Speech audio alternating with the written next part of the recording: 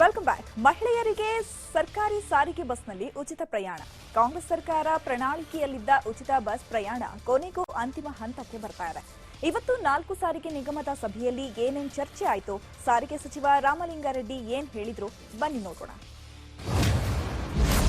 BPL ಹಾಗೂ APL ಮಹಿಳೆಯರಿಗೆ ಉಚಿತ ಪ್ರಯಾಣ.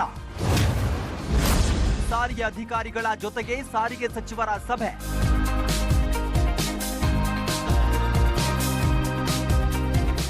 ಕಾಂಗ್ರೆಸ್ ಪಕ್ಷದ ಪ್ರಮುಖ 5 ಗ್ಯಾರಂಟಿ ಘೋಷಣೆಗಳಲ್ಲಿ ಮಹಿಳೆಯರಿಗೆ ಉಚಿತ ಬಸ್ ಸಂಚಾರ ಬಹುತೇಕ ನಿಶ್ಚಯ ಆಗಿದೆ. ಕೆಲವು ಕಡೆ ಈಗಾಗಲೇ ನಾವು ಟಿಕೆಟ್ ದುಡ್ಡು ಕೊಡಲ್ಲ, ಸರ್ಕಾರ ಫ್ರೀ ಎಂದು ಹೇಳಿದೆ ಅಂತ ಹಠ ಹಿಡಿಯುತ್ತಿದ್ದಾರೆ. ಹೀಗಾಗಿ ಆದಷ್ಟು ಬೇಗ ಯೋಜನೆ ಜಾರಿಗೆ ಮುಂದಾಗಿರುವ ಸರ್ಕಾರ ಇವತ್ತು ಸಾರಿಗೆ ಅಧಿಕಾರಿಗಳ ಜೊತೆಗೆ ಸಭೆ ನಡೆಸಿದೆ. ಸಾರಿಗೆ ಸಚಿವ ರಾಮಲಿಂಗಾರೆಡ್ಡಿ 4 ನಿಗಮದ ಎಂಡಿ ಹಾಗೂ ಹಿರಿಯ ಅಧಿಕಾರಿಗಳ ಜೊತೆ ಸಭೆ ನಡೆಸಿ ಮಹಿಳಾ ಪ್ರಯಾಣಿಕರ ಉಚಿತ ನೀಡುವ ನಿರ್ಧಾರದ ಸಾಧಕ ಬಾಧಕ ಬಗ್ಗೆ ಚರ್ಚೆ ನಡೆಸಲಾಯಿತು. ಎಷ್ಟು ಖರ್ಚು ಎಷ್ಟಾಗುತ್ತೆ ಅನ್ನೋದನ್ನ ಒಂದು ಡೀಟೇಲ್ ಆಗಿ ಒಂದು ರಿಪೋರ್ಟ್ ಕೊಡಿ ಅಂತ ಕೇಳಿದ್ದಾರೆ.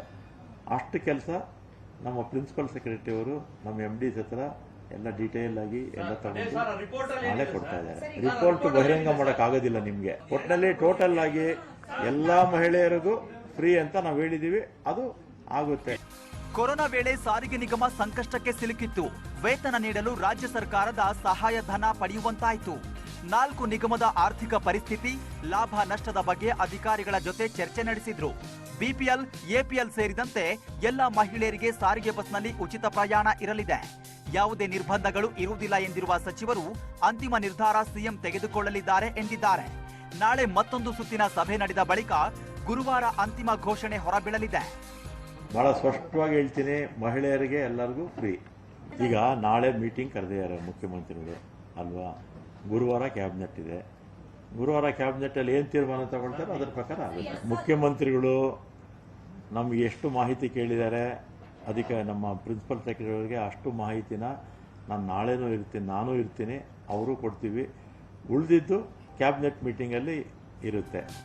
ಉಚಿತ ಪ್ರಯಾಣಕ್ಕೆ ಪಾಸ್ ನೀಡುವ ಬಗ್ಗೆ ಸರ್ಕಾರ ನಿರ್ಧಾರ ತೆಗೆದುಕೊಳ್ಳುತ್ತಿದ್ದ ಹಾಗೆ ತೃತೀಯ ಲಿಂಗಿಗಳಿಗೂ ಉಚಿತ ಸಂಚಾರ ನೀಡಬೇಕು ಅಂತ ತೃತೀಯ ಲಿಂಗಿಗಳು ಒತ್ತಾಯ ಮಾಡಿದ್ದಾರೆ.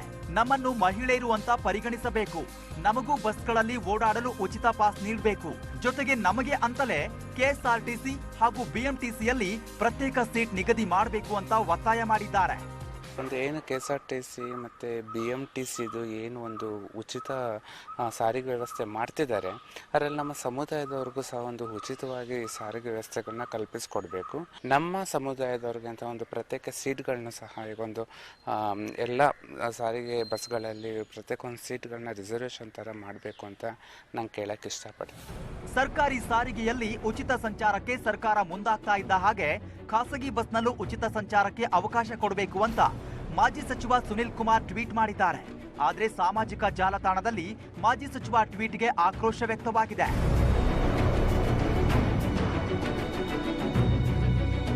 ಸಾರಿಗೆ ಸಚಿವರು ಮಹಿಳೆಯರಿಗೆ ಉಚಿತ ಬಸ್ ಸಂಚಾರಕ್ಕೆ ಯಾವುದೇ ನಿರ್ಬಂಧ ಇರಲ್ಲ ಎಂದಿದ್ದಾರೆ.